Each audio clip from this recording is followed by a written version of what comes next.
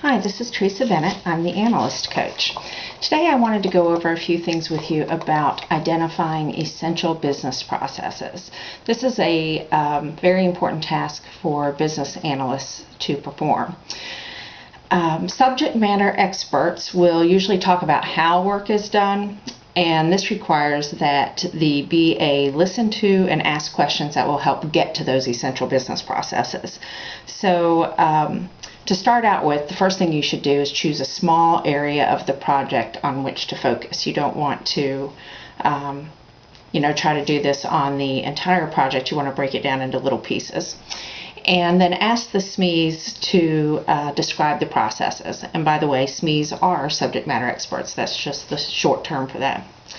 Jot down a list of the tasks that they're mentioning. So as they're going through and telling you how they perform a certain task, make sure that you're getting down the parts where they mention how they do something, who does it, and why they do it. So out of the conversation, those are the things that you want to try to capture.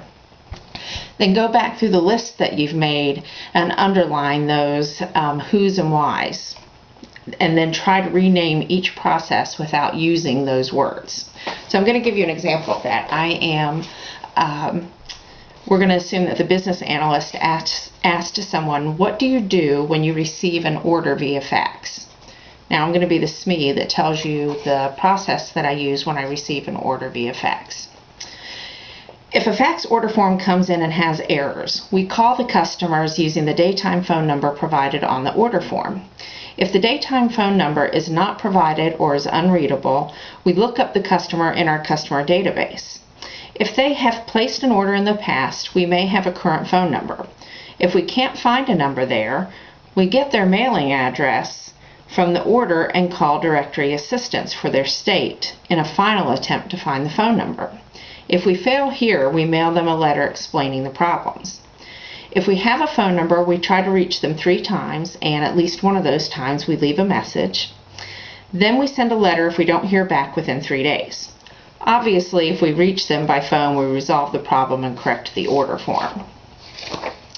Now, I'm done there. I'm done playing SME. So that just gave you the process that SME says they do when they receive an order via fax, right? So the initial list of tasks that would have come out of that conversation was call customer at daytime phone number, look up customer in database, call directory assistance for number, mail letter to customer, leave voice message for customer, correct order form. Now look for the how and who words. Phone number, order form, database, directory assistance, mail letter, voice message. Now, identify and name the essential processes. The essential processes that came out of that conversation were get customer contact, contact customer, update order. So you can see from this example that you may get a long and sometimes complex description that may only result in 2 or 3 essential business processes. It's important for the business analyst to explain to the SME what essential processes are and why they're important.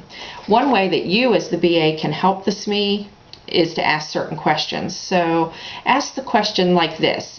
Ask them, can you imagine accomplishing this task any other way than it's currently done?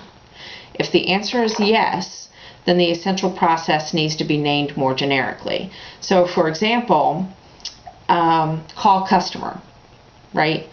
Is there any other way that you would be able to contact the customer?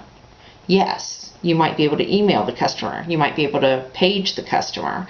So a better name for an essential process would be contact customer instead of call customer. Do you see where I'm going with that?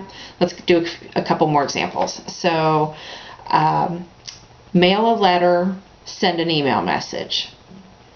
Both of those things are ways of contacting the customer other than the phone type of ways, right? So if you're saying mail a letter, send an email message, a good essential process name could be notify customer. If you're mailing a letter or sending an email message to notify them of something, notify customer would be a better essential process name. Here's a few more inappropriate names. contact a directory assistance, look up phone number in the phone book, look at online phone listing. So the more appropriate essential process name that would cover all three of those things would be locate phone number. Choosing the proper name for each process is the most important part of identifying essential business processes.